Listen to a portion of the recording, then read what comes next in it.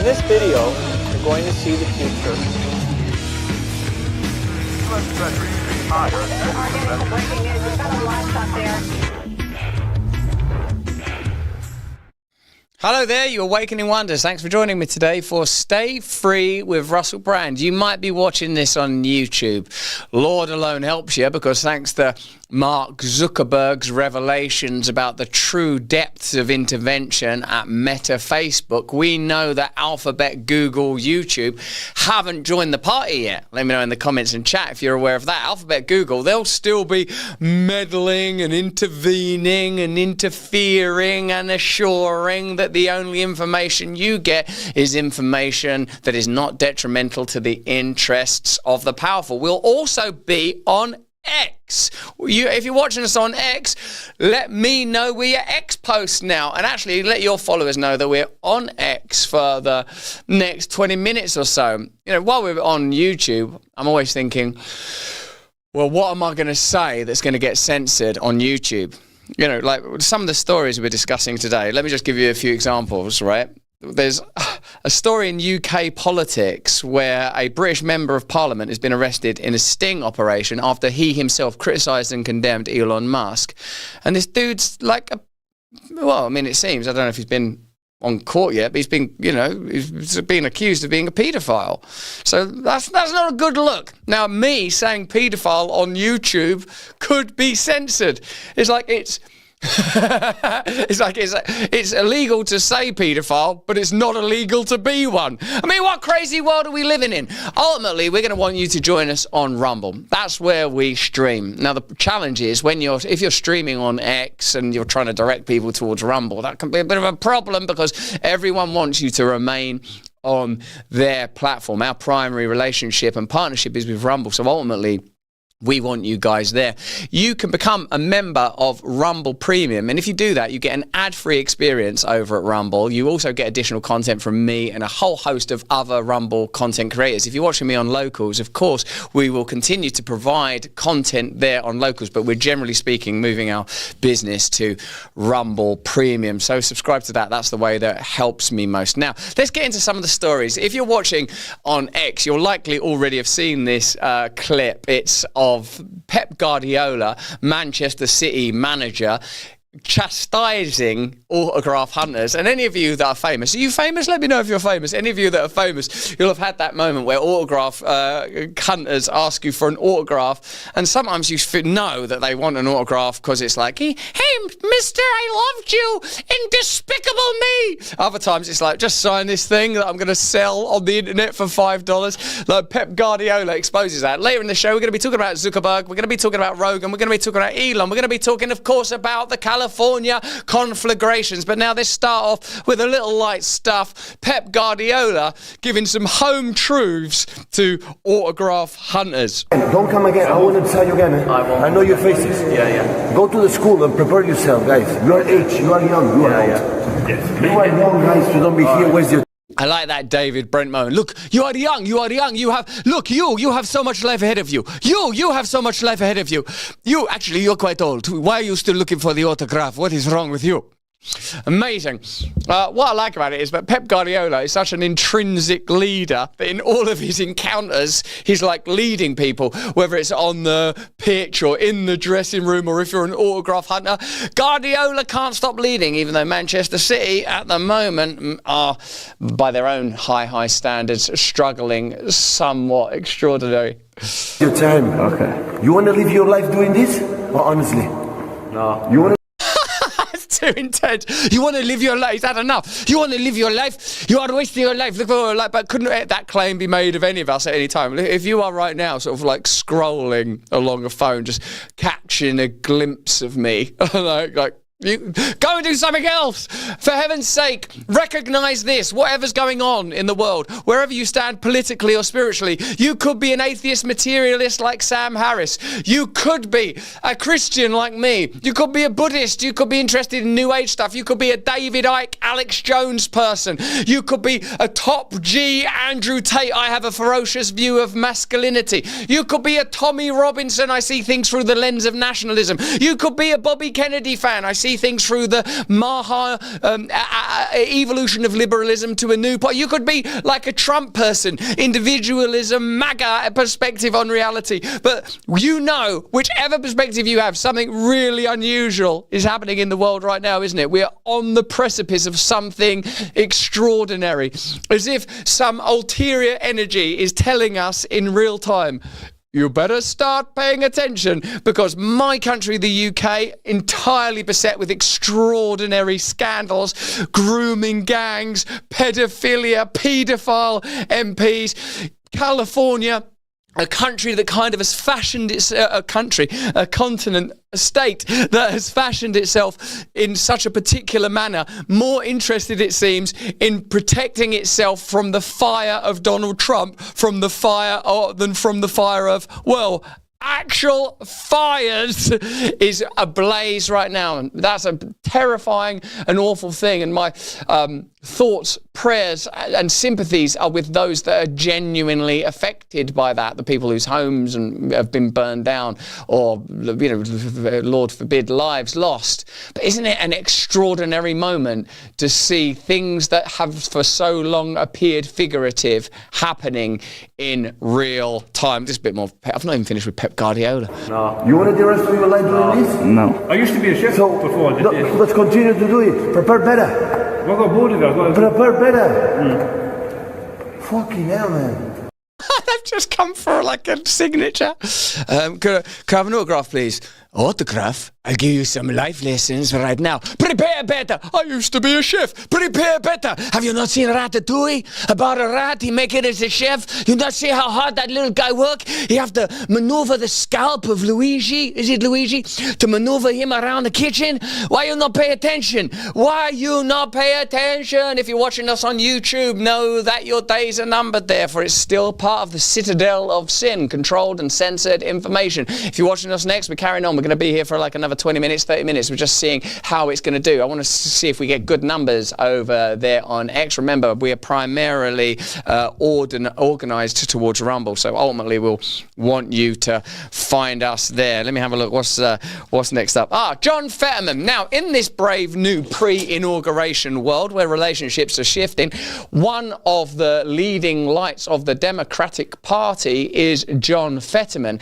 As various people get rid of the pronouns from their bio, as Facebook get rid of the fact checkers, we are looking at the Democratic Party to see who's going to emerge now to be the opposition.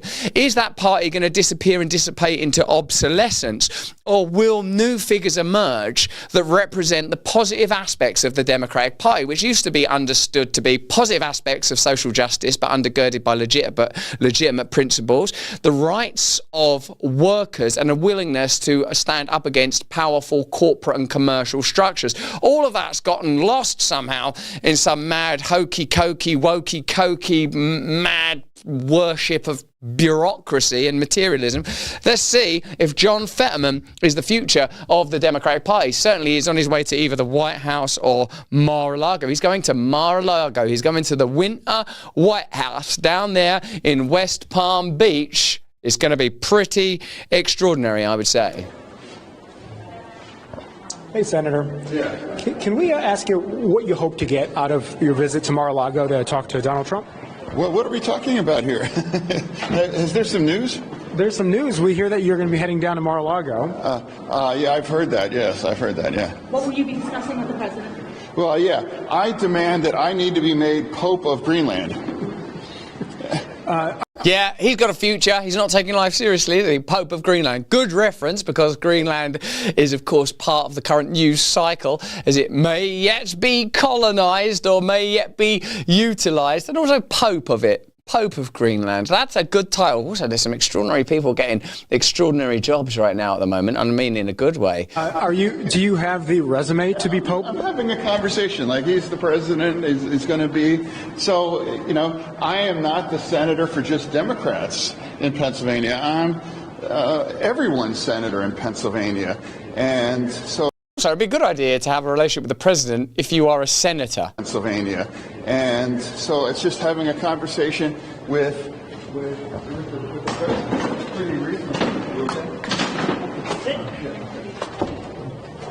Can He absolutely enormous, John Fetterman. Like that shot, it looks like he's an absolute giant. He's like a one-man Stonehenge. can we? I'm going to vote on the Lakin bill, and I was a co-sponsor of that. Do you So, think the vote for final passage for that? so. Can you? Also, by the way, do you see the sort of fundamentally parasitic nature of the media? Like if you just take that snapshot example, for surely everything is in all things.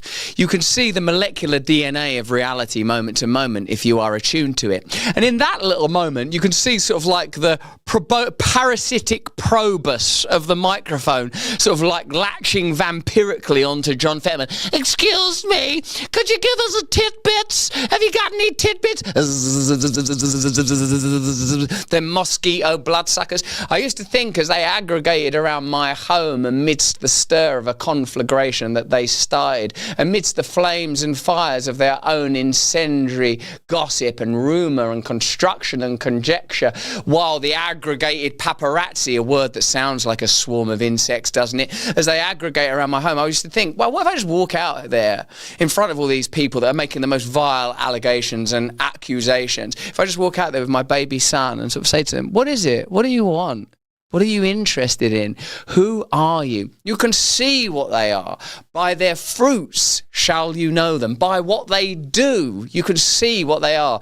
Who among you, let me know in the comments and chat, believe for a second in legacy media? And when it comes to that, can we trust the pivoting and repositioning of Mark Zuckerberg right now? Tell me how you feel about it. Let me know in the comments and chat. I'm talking to you particularly on Rumble, like Trish McLeod and Amy and Raspberries and Fromang. Do you believe that Zuckerberg has had a genuine revelation and awakening, or is he just expediently repositioning himself as politics and therefore economics alters? Let me know in the comments and chat. If you think Zuckerberg is a changed man, press Z.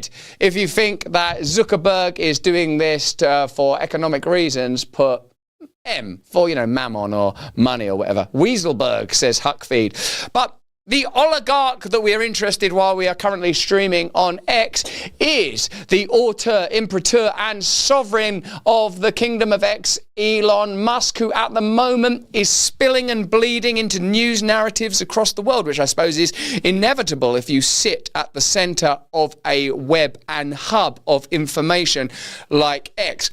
He's impacting the news cycle in the UK. He's even, some say, dividing the MAGA movement. This becoming most evident in the criticisms and condemnations that are coming from Steve Bannon, who is old guard MAGA, and I would say a kind of prophet of the libertarian right, someone who foresaw the way things were going, recognised that media and politics were going to radically reconfigure, and whether you're on the left or the right, whether you're a believer or unbeliever, you have to see that now new epochs, new relationships and new systems are emerging.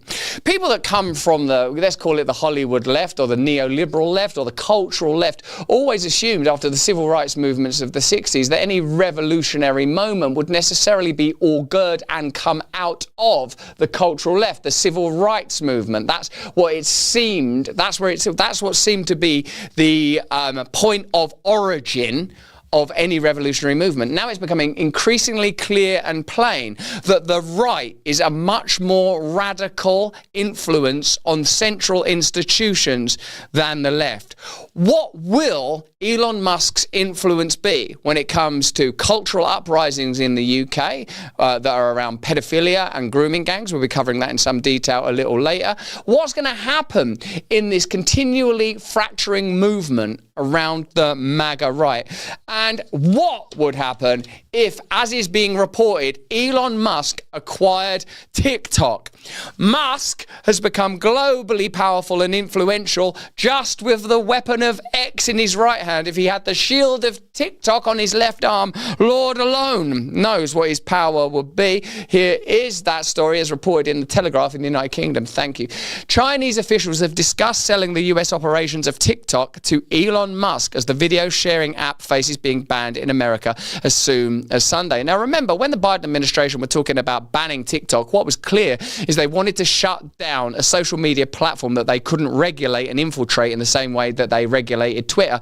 Notable examples being the repression of the Hunter Biden laptop story. We know that the FBI were in there, the CIA were in there because of the brilliant reporting, facilitated by Musk, in fact, of Schellenberger, for example, and Taibbi, who in their Twitter files reporting, along with Barry Weiss, Li Fang, and some others, told us just how much social media sites have been infiltrated. And if it's true of social media sites like Twitter, as it was then, and Facebook, we now know that from Zuckerberg, even though on Joe Rogan, he's all like, hey, I tried my best, man. I was doing my best. You know, we know that it's likely ordinary media, centralized media, legacy media will be similarly infiltrated or in alignment with the will and intentions of, say, for example, the Biden administration. But now, under Trump, Musk will likely be able to do some sort of, like, it sounds like, regionalized deal to be in charge of US TikTok. While ByteDance has repeatedly insisted the app is not for sale. It's not for sale. Yeah, over my dead body do I sell this app. Bloomberg reported Chinese government advisors have floated reaching a compromise with Trump's incoming administration. One scenario allegedly explored would see Musk's ex, previously Twitter, they have to always say that. When are we going to stop saying that? Take over TikTok's US operations. If TikTok was put up for sale, it would likely attract a price tag in the tens of billions of dollars. TikTok, but now Musk must have just absolutely unlimited resources. Let me know in the comment and chat. Can you even conceive of Musk's resources now, with the relationships he has with the powerful, with the influence that he has? What would stand in the way of it? And let me know, even if, especially if you're watching this on X, what is Musk's role? Because if you take, this is interesting, and you'll have to be a nerd to be across this, I think. Say if you see David Icke talking about Musk versus Alex Jones talking about Musk. Alex Jones will be like, look, Elon Musk has created entire new avenues of interconnectivity and open, transparent conversation that would have been totally destroyed were it not for his acquisition of Twitter.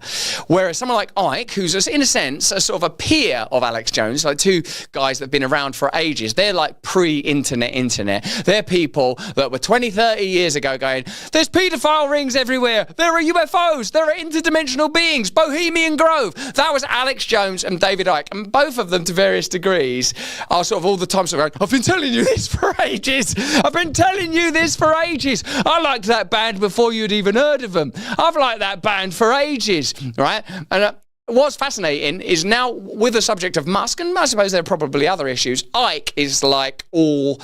Elon Musk is a utensil of the truly powerful forces that govern and control reality, whereas Alex Jones will be, no, Elon Musk is facilitating ongoing conversation. Let me know in the comments and chat, firstly, where you stand on that. Is Elon Musk a kind of saviour, or do you think that he is being operated and controlled by yet deeper forces still? I mean, how deep are we going with reality, I suppose, until there is no deeper reality to explore?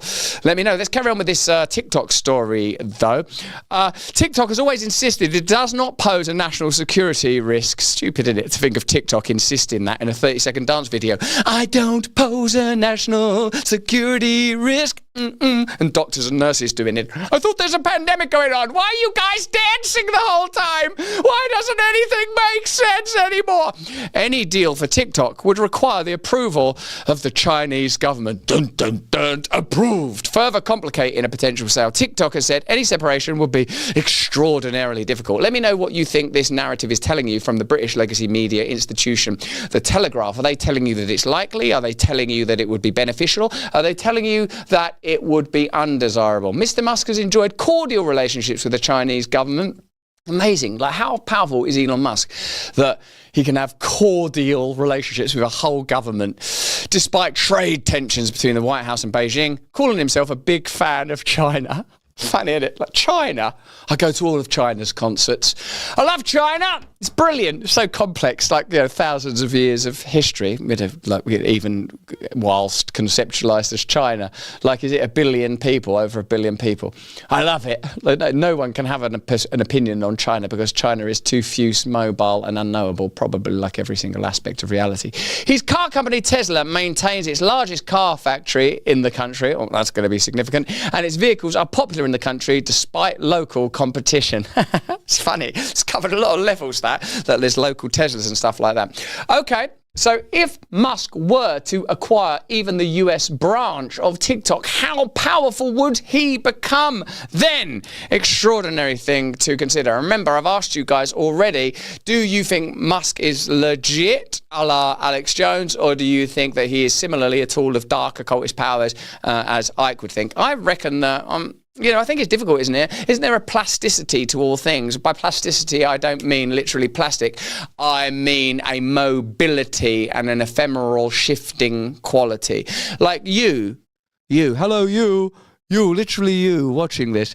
You're not like a permanent thing, are you? You're continually changing. You're continually in flux, like the bacteria in your belly, like the neurons in your mind. Everything in continual perpetual motion. Indeed, to stagnate would be to die. So Elon Musk is like that because he is a human. Now, what is he a conduit for, a funnel for?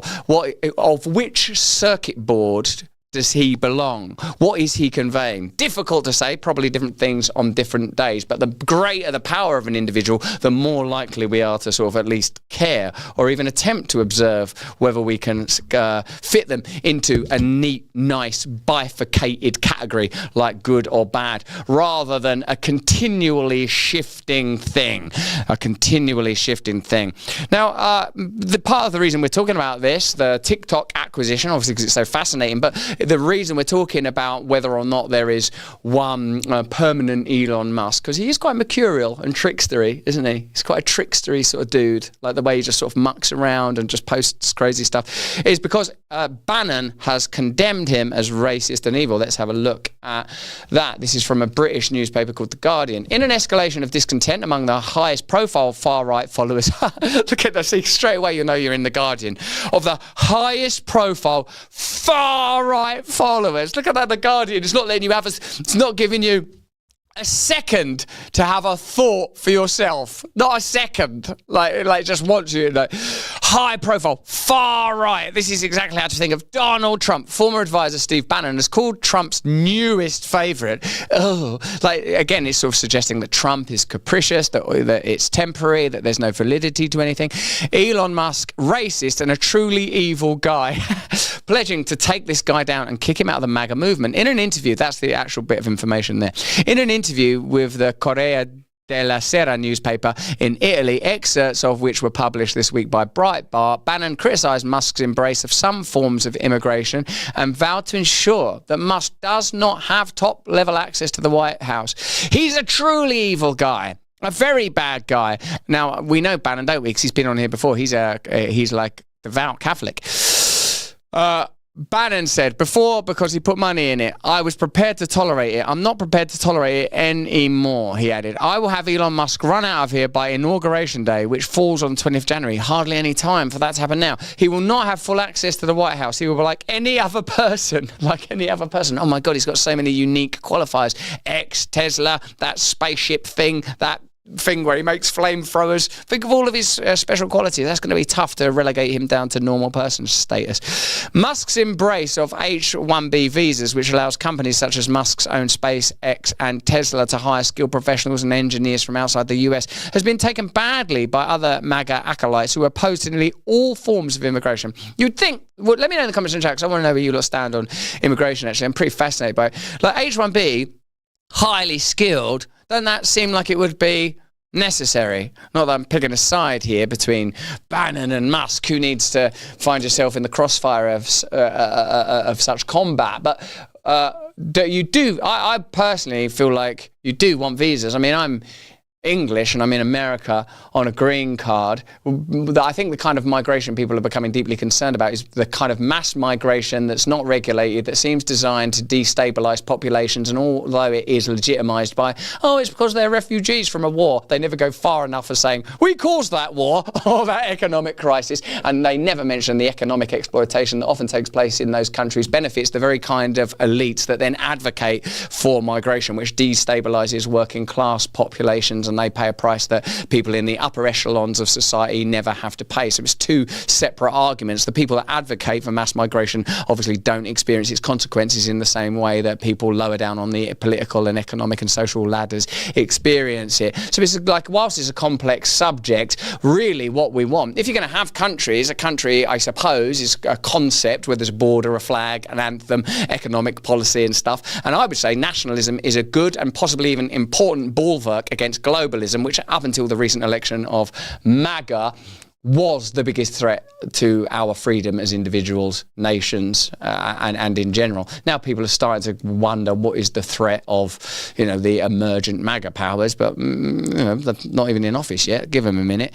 This thing of the HIB visas is about the entire immigration system. It's gamed by the tech overlords. They use it to their advantage, and people are furious, said Bannon. Let me know where you fall on that conversation. Pretty interesting there. And but these, nevertheless, Okay, do we want to watch Bannon saying that Musk has the maturity of an 11-year-old?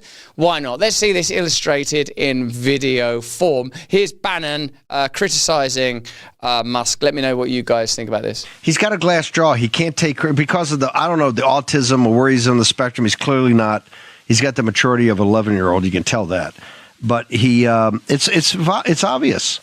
He can't take criticism. One of his weaknesses is that he needs to be loved. He needs the masses to love him. You can tell he's on the stage. He needs that glory. This is to have a digital... We all need love, though, don't we? We all need love. Digital ghetto. And to only have raised up what praises him.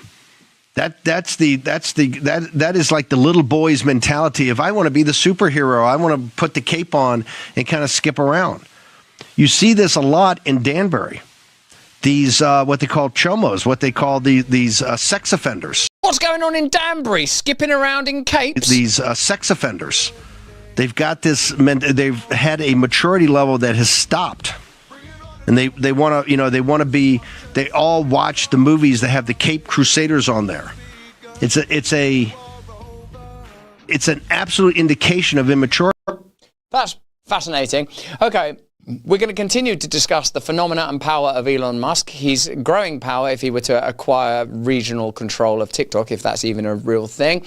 The ethical analysis offered there by Steve Bannon. But we're also going to talk about in a minute about Thierry Breton, who's a EU official who's, I say, wielding one of the last weapons of global bureaucratic power, which is the ability to, from a superior position, regulate and control big tech behemoths like X, like Facebook, etc., even in a country that hasn't taken a sort of a libertarian turn. Before we get into that, we obviously make this content in conjunction with commercial partners ourselves. Here's a message from one now. Senolytics are the biggest discovery for promoting healthy aging. The aging process obviously isn't our friend, unless I suppose, there's eternal life. But while we're here, we want to be energetic and productive. That's why I use Qualia Senolytic with science-backed ingredients that have helped me feel, I would say, 15 years younger in a matter of just months. Everyone accumulates senescent cells, known as zombie cells. These senescent cells are old and worn out and not fulfilling a useful function for our health, but they take up space and nutrients from our healthy cells. Qualia Senolytic removes zombie cells and allow healthy cells to thrive. Resist aging at the cellular level. Try Qualia Senolytic. Go to QUALIA.com/brand for up to, get this, 50% off, and use the code BRAND at the checkout for an additional 15% off. Try it now. Qualia Senolytic is also available at select GNC locations near you. Take it. Just 2 days a month. There's a link in the description. Who don't want to feel 15 years younger and get rid of them zombie cells? Hey, did you see my conversation with Dallas Jenkins?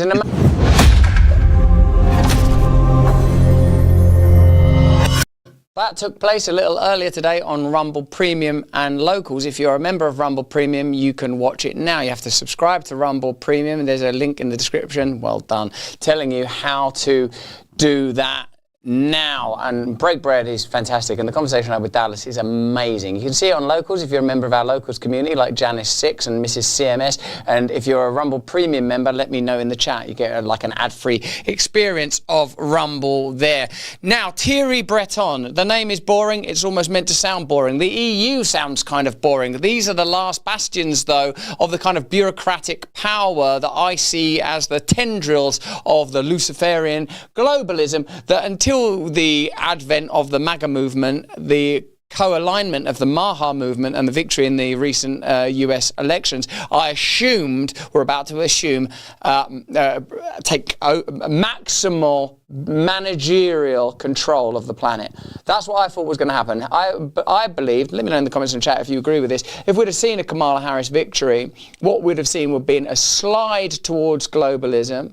We would have seen more censures and controls introduced via the dubious premise, we're here to help you. We can see it in the UK. We're being helped by a government that's beset with scandals, paedophile scandals, grooming gang scandals. It's an extraordinary mess over there in my country, corrupt and falling apart. Lord alone knows how they're going to deal with it. Over the course of the rest of the show, we're going to be talking about the California fires and what might undergird them. Well, we know what undergirds fires, but we'll look at some of the conspiracy theories around it. We'll look at Zuckerberg's recent conversation with Rogan. But let's finish off what we were talking about when it comes to the subject of Elon Musk. Elon Musk is an emergent new sovereign who wields unprecedented power because as media magnates expand way beyond their predecessors, you know, the Randolph Hearsts and the Rupert Murdochs, and I guess obviously Musk is an entrepreneur way beyond his social media power. That's just the most obvious and explicit example of it.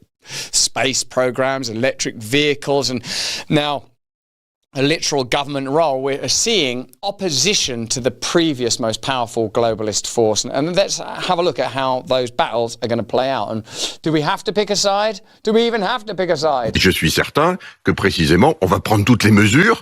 Now that's Thierry Breton. He's talking in a language called French. Let's see if we can get through this together. On va prendre toutes les mesures pour s'assurer qu'il respecte la loi. S'il la respecte pas, il y a des amendes. Et si jamais il continue à pas respecter, il y a également dans la loi la possibilité d'interdiction. Donc on est maintenant.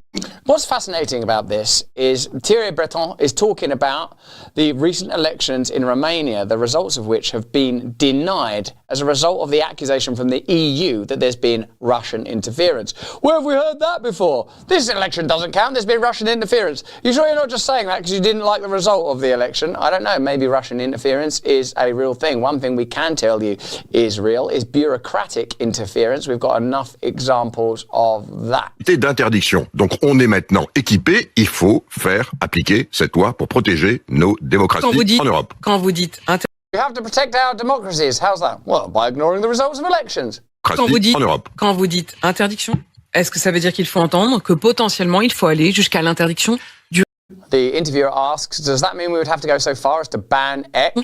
Du réseau X Twitter. Mais c'est pas il faut, il y a des lois, une loi est là, c'est pas la loi de Thierry Breton, même si c'est avec mes Not Terry Breton's law, it's my staff that wrote the law. He's narcissistic, isn't he? Avec mes équipes qu'on l'a écrite, elle a été ensuite amendée, votée par notre démocratie européenne.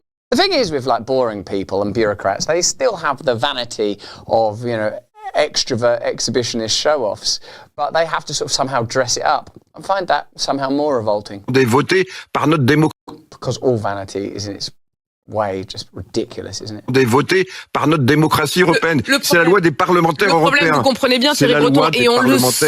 Et on le sent. Désormais qu'ils la fassent appliquer. Vous savez, on est dans une période un peu. This is good, isn't it? French TV. I really like it. What's packed into that, if you're following it, is they intervene in elections and they're threatening to intervene in other elections in the same way they've intervened in the Romanian election. So isn't that odd that they intervene in elections? I mean, what business is it of the EU? Une période un peu inédite de la démocratie américaine où pendant 100 jours, vous avez le président élu qui monte et qui n'a qu'un seul pouvoir, celui de la parole, et le président sortant qui descend. Pendant ce temps-là, généralement, il y a des règles démocratiques, il y a des règles, je dirais également. On voit qu'elles ont un peu sauté. Ben évidemment. Bienséance. Donc on est uniquement dans le poids de la parole. Attendons attendons ce qui va se passer, et pour l'instant, gardons notre sang-froid et faisons appliquer nos lois en Europe lorsque celles-ci risquent d'être circonvenues et que elles peuvent, et si on les applique pas, conduire effectivement à des interférences. On l'a fait en Roumanie, il faudra évidemment le faire si c'est nécessaire en Allemagne. Whoa, we did it in Romania, we'll do it in Germany as well. Thierry Breton just threatening to intervene in elections willy-nilly on the basis of, he would say legislation, but that he would just admit that legislation's written by staff under his stewardship, so ultimately they're creating new forms of reality, new forms of regulation, while condemning Elon Musk for the very same thing. How dare he have his own version of reality? How dare he augur pathways where we are not at the forefront with our own machetes, that's got to be a French word, isn't it? Machetes, chopping our way through the wilderness of all potential realities. Man, you can't trust them bureaucrats. You are better off, I think, with mad cat, sovereign, big tech, oligarch billionaires who will be fallible because all human beings are fallible, but not in the same masked, and I'm going to say Luciferian way that bureaucrats like Thierry Breton are, even though he's obviously a human being too and ultimately a child of God. I just think it's easier somehow to practice Luciferian mischief under the auspices of I'm here to help you. Don't you think that's where true darkness lurks? In the unconscious, when people actually think they're doing the right thing. We had to intervene in this election in Romania. We will intervene in this election in Germany. No, when they think they're doing good is when I think they're at the most dangerous. Let me know in the comments and chat where you stand on Elon Musk, particularly if you're watching this on X. We're going to leave you now, whether you're on YouTube or X or anywhere other than Rumble, Rumble Premium and Locals. The simple fact is that's our home. We want you to join us. We're going to be talking about the California fires. We're going to be talking about Mark Zuckerberg, and we're going to be talking about paedophiles in the UK, grooming gangs, and the relationships between the media, the government, and these ideas that you would think that any person would condemn. What's going to happen on this new precipice? 2025 has barely but begun, and we already know we are in some peculiar endgame. Click the link in the description. Join us over on Rumble. If you can become a member of Rumble Premium, do. That support really helps us. See you over on Rumble. Okay, Mark Zuckerberg now. What's he been up to? No, let's go straight into the paedophiles. We're going to do the... Firstly, it's